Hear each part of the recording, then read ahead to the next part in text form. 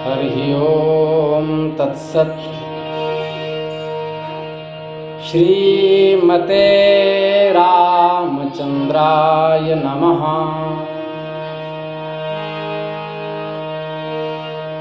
श्रीमते रामानंदाचार्याय नमः। श्रीमते मलूकदासाय नमः।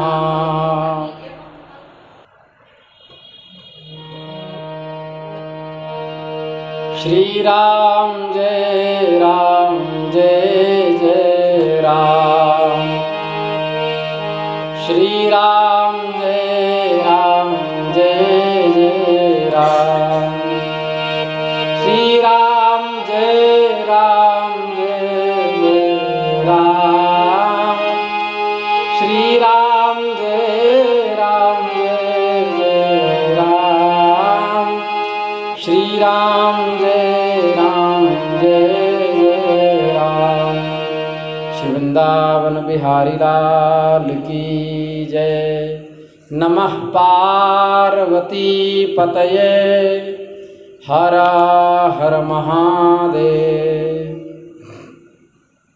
हरिशरणम भक्तवांछा कल्पतरु भक्तवत्सल शरणागत वत्सल दीनबंधु दया सिंधु कृपा सिंधु। भगवान श्री हरि की असीम अनुकंपा से हम आप सब अनेक व्यवधानों को तोड़ते हुए आज पुनः भगवत प्राप्ति के उद्योग के रूप में सत्संग लाभ प्राप्त कर रहे हैं। आज परम पवित्र नवरात्रि का प्रतिपदा है। हम लोग अत्यंत सौभाग्यशाली हैं। भगवती जगदम्बा के चरणों में बैठकर भगवान श्री कृष्ण के उदात्त चरित्र का अन्वेषण कर रहे हैं।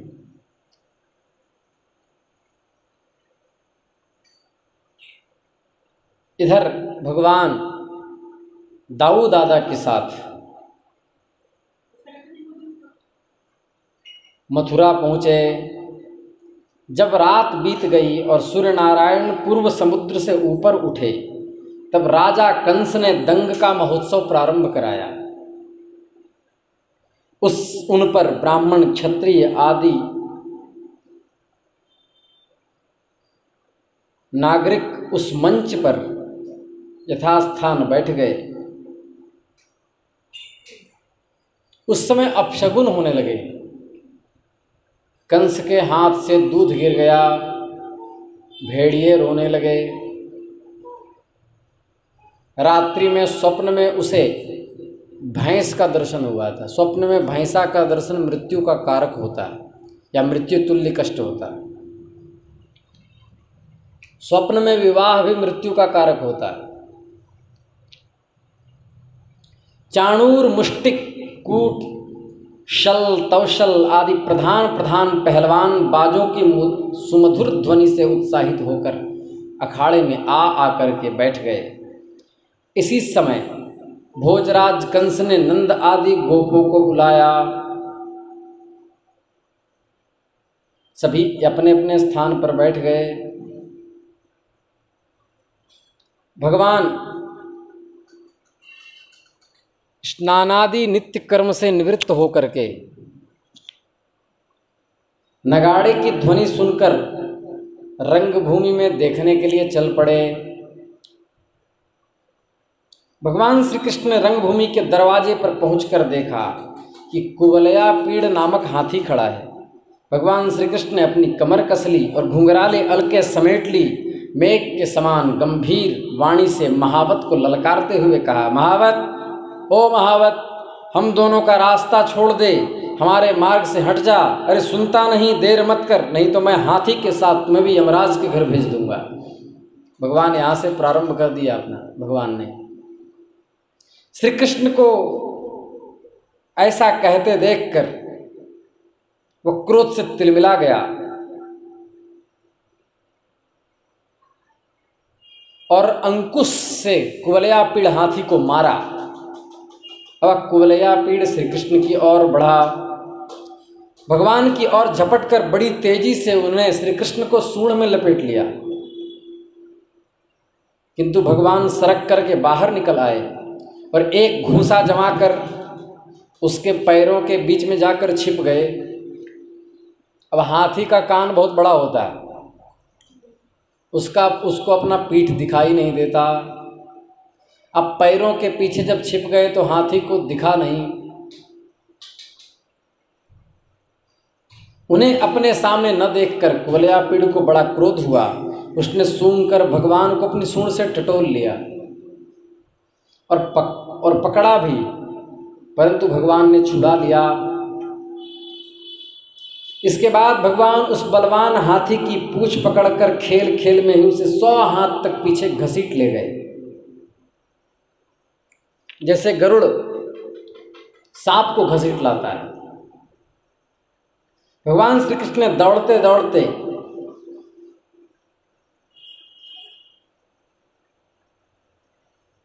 उसकी पूंछ पकड़कर उसे घुमाने लगे, खेलने लगे। जब वह दाएं से घूमकर उनको पकड़ना चाहता तब वे बाएं आ जाते, जब वे बाएं की ओर घूमता तब दाएं आ जाते।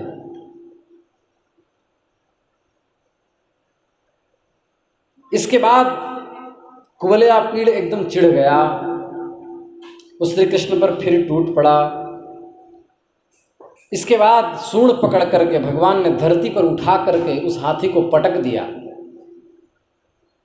उसके गिर जाने से उसके दांत भगवान ने उखाड़ लिए और उन्हीं से हाथी और महावत का काम तमाम कर दिया। हाथी के दांत से ही हाथी को मार दिया। मरे हुए हाथी को छोड़कर भगवान श्री कृष्ण हाथ में उसके दांत लिए रंगभूमि में पहुंच गए। उस समय उनकी शोभा देखने योग्य थी। कंधे पर हाथी का दांत रखा हुआ था और शरीर रक्त और मद की बूंदों से सुशोभित था।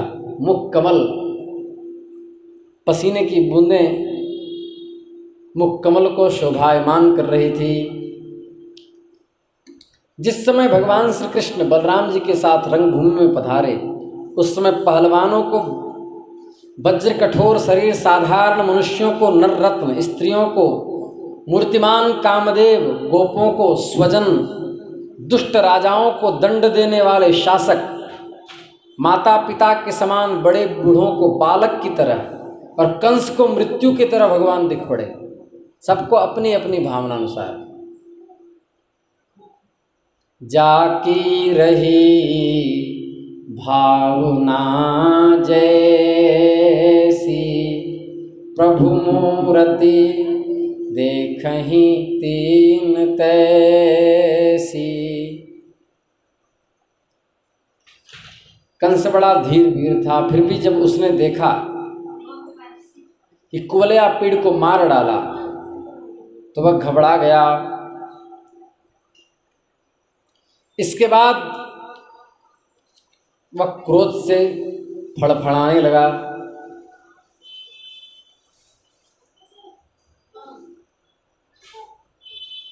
फिर सभा में ध्वनि आई। चाणूर ने कहा,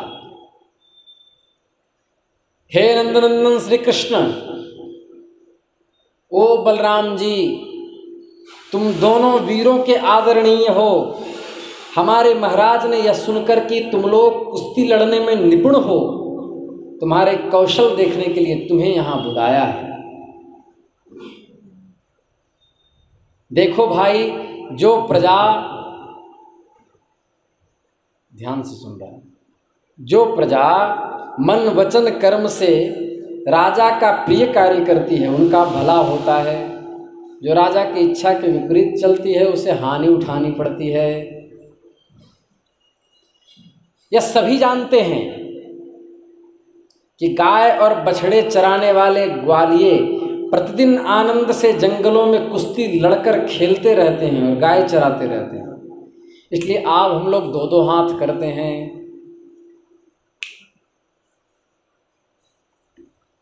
भगवान श्री कृष्ण तो चाहते ही थे कि थोड़ा दो दो हाथ करने को मिले।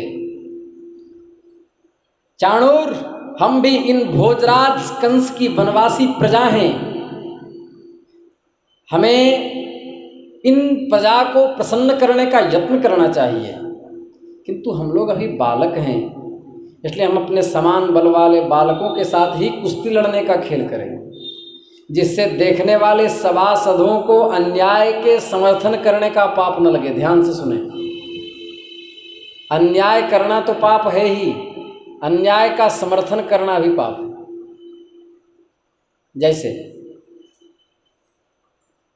मोबाइल की वीडियो में भी यदि सच्ची घटना में कोई किसी की हत्या कर रहा है और वो वीडियो हम देख रहे हैं, और यदि हम दुखी नहीं होते, उसका प्रतिकार नहीं करते, तो हमें पाप लगता है।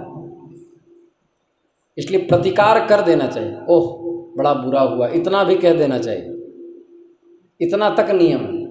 आपके सामने किसी के साथ अन्याय हो रहा हो और आप अपनी जान बचाने के लिए अन्याय का समर्थन करें या देख करके चुप लगा दें, सामर्थ्य होने के बाद भी विरोध न करें, तो उसका पाप आपको भी लगेगा। इसलिए कहीं पर भी सत्य का ह्रास हो रहा हो तो भी आंख मत बंद कीजिए, क्योंकि यहाँ से तो आप बच जाएंगे, भगवान के पास क्या जवाब देंगे। समझ में आया? अन्याय का समर्थन कभी न करें, चाहे भले स्थान का त्याग क्यों न करना पड़े।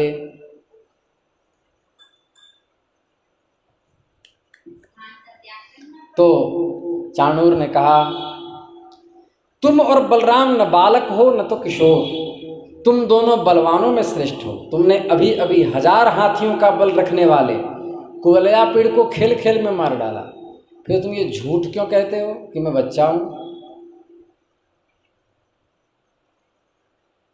जो मुझ पर अपना, इसलिए श्री कृष्ण, जो मुझ पर अपना जोर आजमाओ, बलराम के साथ मुष्टिक लड़ेगा, मैं तुम्हारे साथ लड़ूंगा। और चाणूर बड़ा भयंकर बलवान था और पहाड़ के समान जान पड़ता था।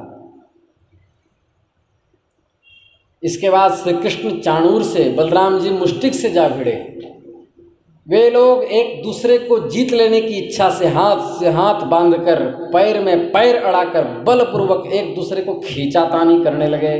पंजों से पंजे, घुटनों से घुटने, माथे से माथा, छाती से छाती भिड़ाकर एक दूसरे पर चोट करने लगे। कभी कोई नीचे गिर जाता तो दूसरा उसे घुटने और पैरों से दबाकर उठा लेता, गले में लिपट जाने पर ढकेल देता। यहाँ राजा कंस के सभासद अन्याय और अधर्म कर रहे हैं, इस तरह की वार्ताएं जनता में होने लगी। कोई कोई बालक के युद्ध का अनुमोदन करने लगा। एक एक अंग भगवान के अत्यंत सुकुमार हैं,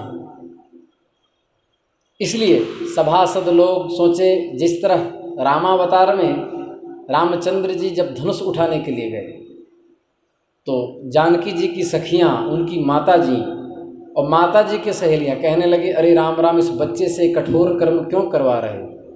वही स्थिति यहाँ हो गई। इसके बाद भगवान श्री कृष्ण दाव पेच लगा लगा करके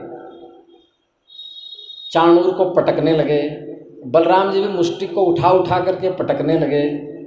भगवान के अंग प्रत्यंग वज्र से भी कठोर हो रहे थे। उनकी रगड़ से चाणूर की रग रग ढीली पड़ गई। बार बार उसे ऐसा मालूम हो रहा था कि मानो उसके शरीर के सारे बंधन टूट रहे हों, सारी ग्रंथियों में दर्द हो रहे हों, वेदना हो रही हो।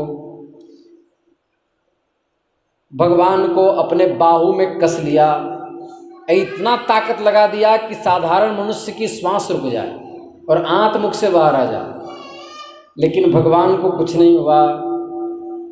इसके बाद मुष्टिक ने भी बलराम जी पर घूसा जमा दिया। तब बलराम जी ने एक तमाचा उसके मस्तक पे जड़ दिया। तमाचा लगने से वह कांप उठा, आंधी से उखड़े हुए वृक्ष के समान अत्यंत व्यथित और अंत में प्राणहीन होकर खून उगलता हुआ पृथ्वी पर गिर पड़ा।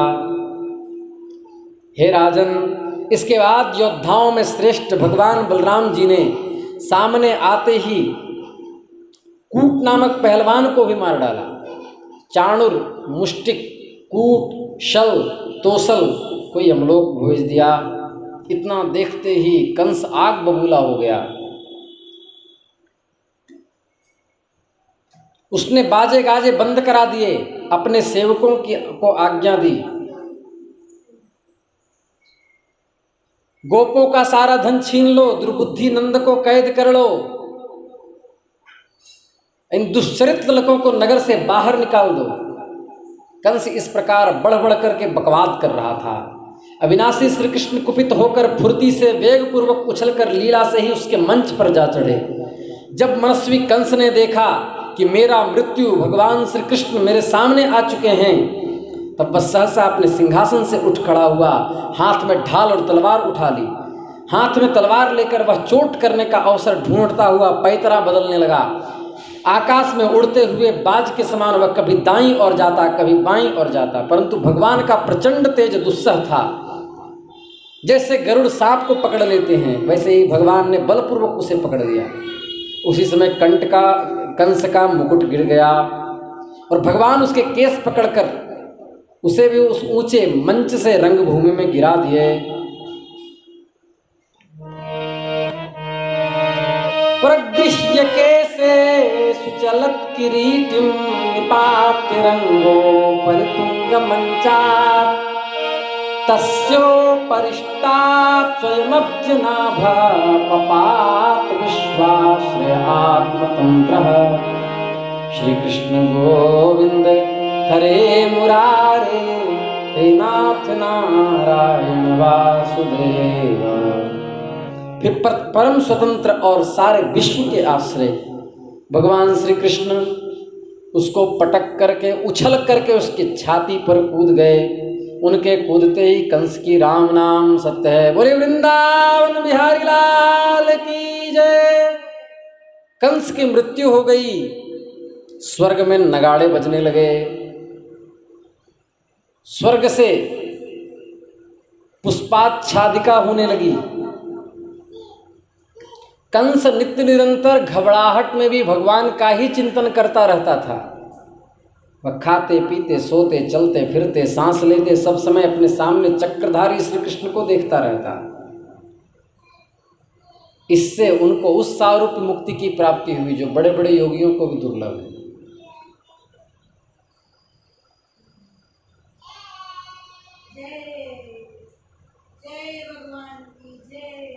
भगवत प्रसाद भगवान नाम की कृपा से और भगवत संकल्प की कृपा से कंस भी भगवान को प्राप्त हो गया। फिर भगवान श्री कृष्ण जो सारे संसार के जीवन दाता हैं,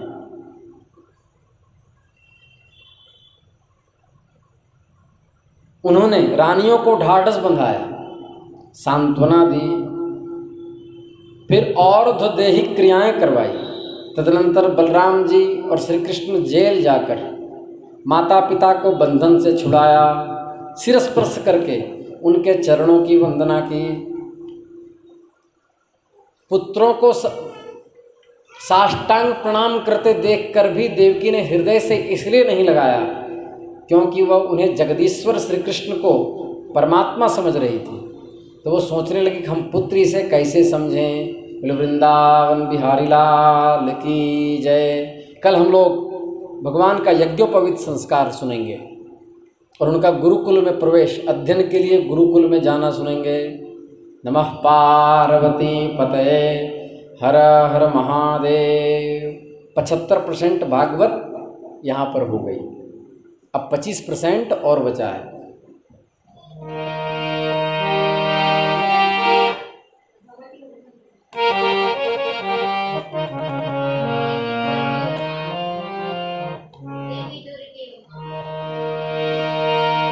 उसको काल रात्रि के दिन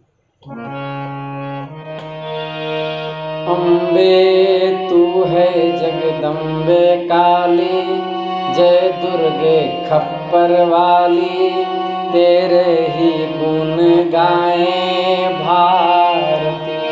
ओ मैया हम सब उतारें तेरी आरती, तेरे भक्त भक्त जनों पर माता भीड़ पड़ी है भारी। दानव दल पर टूट पड़ो माँ करके सिंह सवारी। 100 सिंहों से तू बलशाली, अष्टभुजाओं वाले सतियों के सत्य को सवारती। ओ मैया हम सब उतारे तेरी आरती।